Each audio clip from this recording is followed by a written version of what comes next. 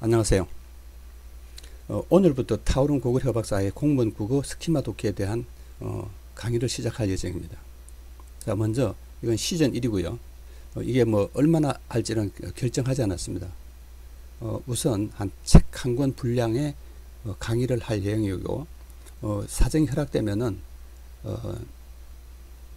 여러 가지 생각을 하고 있습니다. 첫째는 여러분에게 이 파일을 이제 제공할 겁니다. 파일은 카페를 이용해서 제공할 것이고, 또 이에 대한 추가 안내를 드리겠습니다. 자, 어쨌든 지금 계획은 이제 그렇게 진행될 거고, 주로 공무원 국어의 핵심적인 어떤 문제 유형에 따른 독해 방법을 주로 강의할 것입니다. 제가 이제 드리는 말은 이제 몇 가지가 되는데, 첫째는 우리가 보통 학교나 뭐 일반 학원에서 독해 자체가 어떤 특별한 규칙이 많지 않습니다. 그래서 규칙이 많지 않은데, 이 규칙이 많지 않은 것은 이제 어떻게 보면 독해에 대한 어떤 연구의 불충분 등 여러 가지 이유가 있을 것입니다. 근데 이제 이 스키마란 자체가 스키마란 말 자체를 먼저 이해할 필요가 있습니다. 그러면 기존의 독해와 어떻게 다른지 좀 더 감이 올 것이라고 생각합니다. 그래서 먼저 스키마의 개념을 설명할 것입니다. 스키마는 원래 이제 철학의 용어입니다. 근데 이 철학의 용어가 이제 거의 이제 심리학으로 이동했고, 특히 최근에는 그 과학이나 어떤 컴퓨터 관련 대해서 많이 사용하고 있습니다. 특히 이제 데이터베이스와 관련된 데서 많이 사용하는데, 이제 스키마라는 것은 첫째, 이제 우리가 생각해 보면 그렇죠. 우리가 어떤 대상을 보면은 우리는 감각, 오감을 통해서 첫째 경험을 합니다. 그걸 우리는 뭐냐면 반응이죠. 그러니까 우리 몸속에는 과거의 수많은 반응이나 수많은 어떤 경험이 몸속에 담겨 있습니다. 그러면 우리가 가지고 있는 과거의 반응이나 경험이 내재되어 있죠. 그래서 우리 몸속에는 어떤 뭐 생물체뿐만 아니라 사물, 어떤 별의별 있잖아요. 행동 이런 것들을 다 마음속에, 그 머릿속에서 어떤 반응했고 경험해서 이제 체계화되어 있는 거죠. 그러면 우리는 인간이죠. 여기서 생물체라는 것은 바로 뭐냐면 인간을 말합니다. 인간. 그 인간에 생성된 우리 몸속에 어떤 개념이 있고, 그 다음에 지식이 있고, 사상, 정서 등이 있습니다. 이걸 통해서 우리는 또 다른 어떤 대상을 봤을 때 인식하고 반응을 합니다. 그래서 스키마는 아주 간단하게 말하면 어떤 인식체계와 반응체계다, 이렇게 보시면 됩니다. 인식체계와 반응체계다. 이해가 되시나요? 네. 그래서 있잖아요. 스키마는 다양한 논리적 구조를 갖고 있습니다. 또 다르게 말하면 다양한 체계겠죠. 따라서 그 사람마다 있잖아요. 스키마는 달라요. 모든 사람이 다릅니다. 여러분들이 어떤 사람하고 이야기를 할 때 서로 말이 안 통하면 각각의 스키마가 다른 거예요. 스키마가 같은 사람은 단 한 명도 없겠죠. 그래서 이제 두 번째, 그 다음으로 이제 스키마는 집단 스키마와 개인 스키마로 나눌 수 있습니다. 자, 이런 말은 사실은 사용하지 않는 말이에요. 대부분. 이거 제가 만든 말이거든요. 여러분 보세요. 우리나라 사람들이 어떤 문화적인 스키마가 있죠. 정치적인 스키마 다 다르죠. 그 다음에 당연히 있잖아요. 일본과 우리의 집단 스키마는 다릅니다. 다시 말하면 이순신에 대한 일본 사람들의 반응과 한국 사람의 반응은 전혀 다르죠. 한국 사람은 영웅이고 대단한 위대한 장군이라고 말한다면, 일본 사람들이 보는 이순신은 부정적일 수 있습니다. 그렇죠? 안중근도 마찬가지죠. 우리가 보는 안중근은 영웅이면서 애국자이지만은 일본 사람들이 보는 그 안중근은 나쁜 사람일 수 있습니다. 그렇다고 모든 일본 사람들이 안중근을 나쁘게 보진 않죠. 굉장히 그 위대한 사람으로 취급하는 사람도 있을 것입니다. 일본 사람 중에는 그걸 우리는 개인 스키마라고도 볼 수 있습니다. 그러니까 집단 스키마와 개인 스키마는 어떻게 보면 이렇게 보면 됩니다. 통계적인 의미보다 통계적인 의미가 좀 숨겨 있는 거예요. 예, 그렇게 볼 수도 있겠죠. 자, 통계적인 의미라는 것은 본질적인 것은 아닙니다. 본질적인 것은 아닙니다. 예. 참고로 제가 말씀드리는 것이 본질적인 아닙니다. 집단적인 스키마가 있고 개인적인 스키마가 있다고 보시면 됩니다. 제가 거기 뒤에 써놨지만은 문화와 인종, 국가, 뭐 등등 어떤 학연, 지연 이런 수많은 어떤 그런 집단 스키마는 가능합니다. 그 다음으로 이제 스키마의 구조입니다. 이게 굉장히 중요하죠. 여러분 이제 우리가 뭐 문화에 따라서 인종에 따라서 국가에 따라서 이런 스키마는 공부하기가 굉장히 어렵습니다. 그건 문화적 스키마, 집단 스키마 따로 공부를 해야 될 부분이고 문화 심리학이나 사회 심리학 등 여러 가지 있을 거 아니에요. 그런 부분에서 좀 더 연구가 있어야 될 것이고 우리가 여기서 다룰 것은 스키마의 그 구조입니다. 구조. 다시 말하면 독해를 위한 스키마입니다. 그래서 범위를 좀 좁힐 겁니다. 스키마의 구조는 크게 이제 가장 기본적인 구조가 뭐냐면 상위 구조와 하위 구조입니다. 지금 현재 그 컴퓨터라든가 이런 데서 다루어지는 가장 기본적인 구조도 상위 구조, 하위 구조에 그 외에 다른 것은 별로 다루지 않습니다. 이런 구조는 종류가 어마어마하게 많습니다. 그거는 생각을 많이 하면 할수록 다양한 종류로 나눌 수 있는데 그 가장 기본 구조가 상위 구조, 하위 구조입니다. 그래서 우리도 이 독해를 할 때 상위 구조와 하위 구조라는 관점에서만 가능하면 다룰 예정이에요. 당분간. 이게 충분히 다뤄지면 나머지는 점점 더 확장하고 변형하기가 좋은데 상위 구조와 하위 구조에 이게 확실히 안 되면은 독해가 되지 않습니다. 그래서 인간은 세상을 가장 기본적으로 어떻게 보느냐? 상위 구조와 하위 구조로 본다는 것입니다. 자, 그래서 상위 구조, 하위 구조를 이해하는데 크게 세 가지가 중요해요. 첫째 뭐냐면 위계화입니다.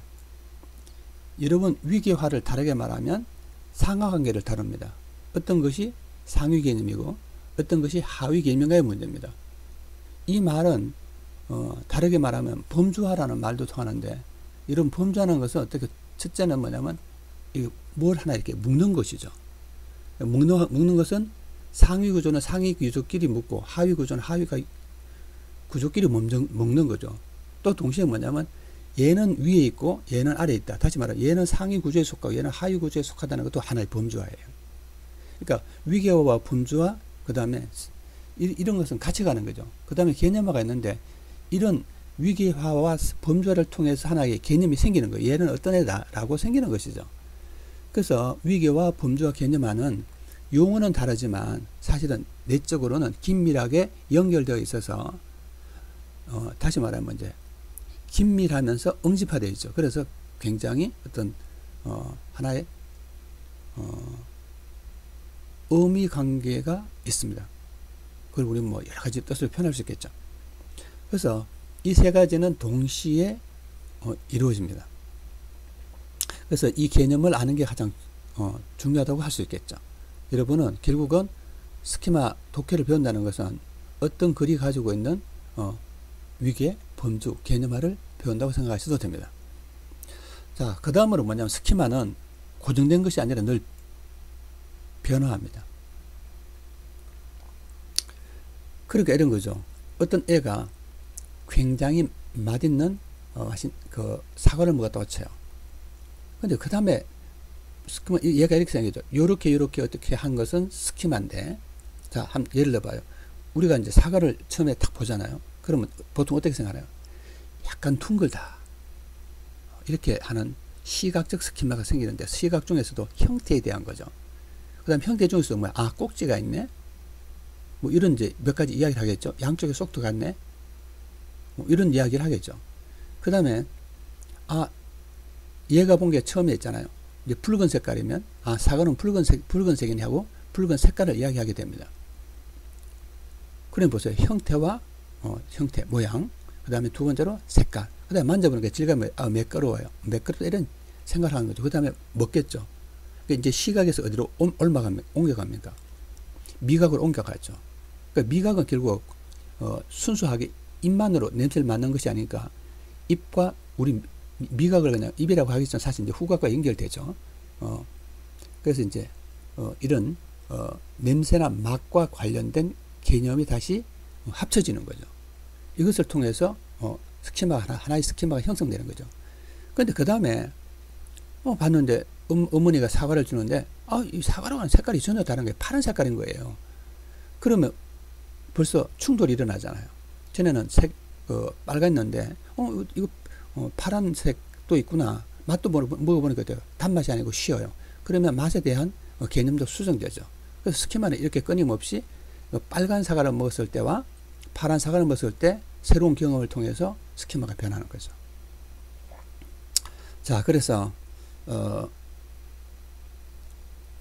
어쨌든 이제 또 한 가지 이제 덧붙이면은 여러분 좀 전에 한 이야기에서 중요한 개념이 있는데 우리는 어떤 대상을 우리가 가지고 있는 감각이나 경험의 양식에 의해서 대상을 인식합니다. 그러한 측면에서는 어느 정도 스키마는 어떤 틀을 가지고 있다, 고정되어 있다 볼 수 있습니다. 다시 말하면 우리가 사과를 먹으면서 화학적 분석은 하지 않아요. 얘가 물이 몇 %고 뭐가 몇 %고 자 어떤 원자 구조로 되고 이런 걸 말하지 않습니다. 우리는 그런 것을 눈으로 볼 수 없습니다. 입으로 그것을 인식할 수 없습니다. 그거는 특정한 과학자들만 사과의 성분을 다루는 특별한 과학자들만 그 화학적 스키마를 갖고 있는 거죠. 자, 이해가 되시죠? 그래서 제가 말하는 것은 뭐냐면 인간의 어떤 감각과 어떤 경험할 수 있는 그 체계 안에서 스키마는 이루어진다. 이런 뜻입니다. 자, 이해가 되시죠? 네, 좋습니다. 그 다음, 그래서 우리는 언어 독해. 여러분, 여기서 언어라는 것은, 물론 이제, 우리는 이제 국어를 다루지만은 좀 넓은 의미에서 모든 언어가 마찬가지지만 언어 독해라고 하는 거죠. 우리는 이제 국어라는 범위를, 뜻을 굉장히 협소하게 사용하는데, 그래서 좀 총체적으로 언어 이렇게 사용할 예정입니다. 언어 독해에서 이제 이렇게 볼 수 있습니다. 글 쓰는 사람은 글 쓰는 스키마가 있고 자기만의 스키마가 있고 일련이는 일련이의 스키마가 있습니다. 제가 여기서 일부러 있잖아요.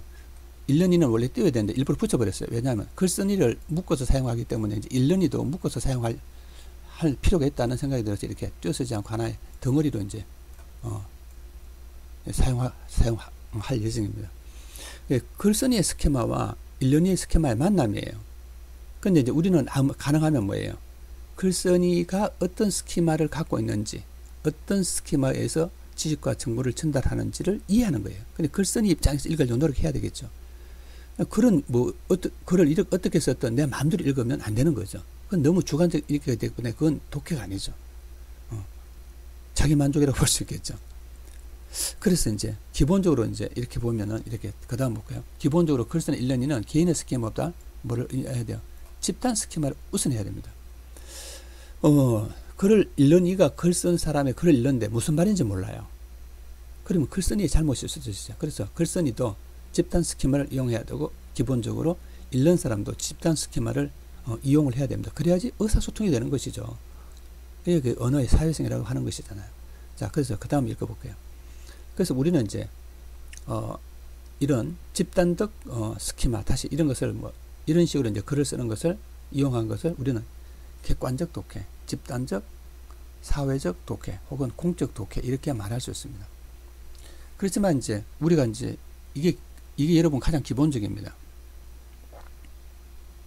하지만 우리는 독창적이고 자기 주관적이고 아주 개성적인 해석을 할 수 있습니다. 자기만의 해석이죠. 특히 뭐냐면 문학적이라든가 이 사람들은 늘 새로운 해석을 하죠. 그 다음에 예술적인 거, 철학적 등등 이런 것들은 주관적인 해석을 하는 거죠.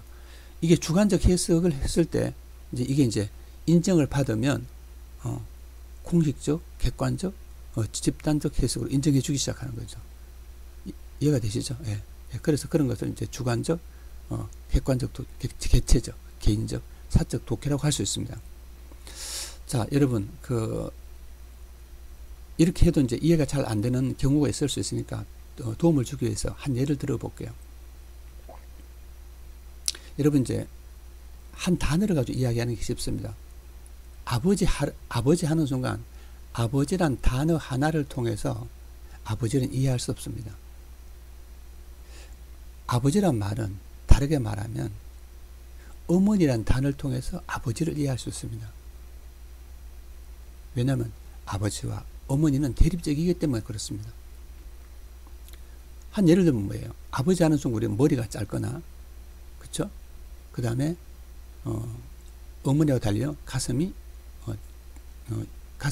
적죠.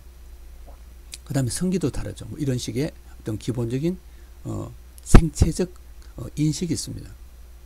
그 다음에 또 이제 남자의 사회적 역할이나 여자의 사회적 역할도 다르잖아요. 일반적으로. 그게 제가 이제 어떤 특정한 이유가 아니라 우리 사회에서 말을 구체적으로 하지 않아도 남자와 여자의 어떤 역할이 다르다는 것을 어느 정도 이제 알고 있는 거죠. 자, 그게 문화적이든 뭐 생체적이고 생리적이든 뭐 그건 별개의 문제예요. 어쨌든 다양한 그런 남자와 여자의 차이를 느끼죠. 그걸 우리는 뭐냐면 달라지는 겁니다. 또 그 다음에 뭐냐면 아버지란 말은 할아버지란 단어를 모르면 아버지란 단어를 잘 몰라요. 그렇죠? 그 다음에 그럼 이건 할아버지는 윗세대고 아버지는 그 아랫세대죠. 동시에 아버지란 말을 통해서 아들이란 말을 통해서 아버지란 말이 더 구체화됩니다. 자, 이제 조금 더 빨리 이야기를 하겠습니다. 다양하게. 그 다음 이를 묶어서 인간이란 단어가 생기죠. 그럼 인간이란 단어를 모르면 아버지란 말을 정확하게 하기 어려워요. 그 다음에 인간이란 말은 동물이나 다른 개 이런 것과 구분이 돼야지 인간에 대한 스키마가 형성되는 거예요. 동시에 뭐예요? 우리는 동물이잖아요. 동물이라는 단어를 모르면 인간이라는 말을 알기 어렵고, 또 동물과는 다른 뭐가 있나요? 식물이 있죠. 식물과의 동물의 차이를 모르면 인간을 정확하게 이해하기 어렵습니다. 또 뭐예요? 동물과 식물은 생물이죠. 그렇죠? 그럼 생물이라는 단어를 알아야 되는 거예요. 또 아울러 뭐예요? 생물이라는 단어를 이해하려면은 무생물을 알아야 되는데, 무생물을 알아야지 생물을 알고, 생물을 알아야 아버지란 단어를 정확하게 인식할 수 있습니다.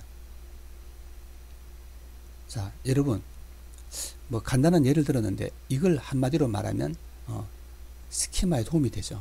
예. 이렇게 보면 스키마가 이제 무슨 말인지 조금 이해가 되실 것입니다.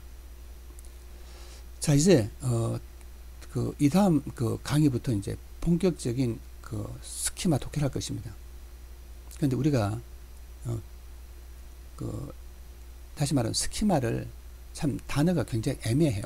번역이. 근데 보통 현재는 토식이란 말을 많이 사용합니다. 토식이란 말로 번역을 합니다. 그래서 구조보다는 토식이란 말로, 여러분 이제 구조는 조금 다르죠. 예. 그래서 구조란 말은 보통 구조주의에서 이제 구조란 말을 사용하는데, 스키마도 넓은 의미에 다 구조주의입니다, 사실은. 근데 이제 토식이란 말을 사용하고 같이 그냥 구조란 말도 쓰겠습니다. 왜냐하면 자꾸 토식이라 하면 여러분들이 생소하기 때문에 구조와 토식 이런 말을 같이 섞어서 사용할 예정입니다. 자, 여러분 이제 처음에는 좀 독해가 어렵습니다. 왜냐하면 약간 낯설죠. 근데 여러분 초등학교 중학생들이나 이런 학생들도 금방금방 해요. 근데 이제 나이가 들수록 어떻게 생각하면은 사고가 굳어지죠. 어떻게 하면 뭐 꼭 나쁜 뜻으로 말하는 게 아니라 사고가 자기 나름으로 이제 굳어지면서 자기화되는 거죠. 그러니까 다른 것을 잘 받아들이는데 익숙하지 않아집니다. 여러분들 조금만 신경 쓰면은 금방 되니까 너무 힘들어하지 마시고 조금만 해보시면 됩니다. 여러분들 공부 자체가 사실은 쉽지는 않죠. 근데 우리는 너무 있잖아요. 암기식이나 아주 체계적인 어떤 이론이나 어떤 원리 이런 거 없이 무작정 하면은 고생만 하고 실력이 늘지 않습니다. 스키마고죠. 실력 굉장히 빨리 납니다. 여러분은 보통 이제 열심히 하면은 한 1, 2주만 해도 독해가 되기 시작합니다. 열심히 하십시오. 예, 감사합니다.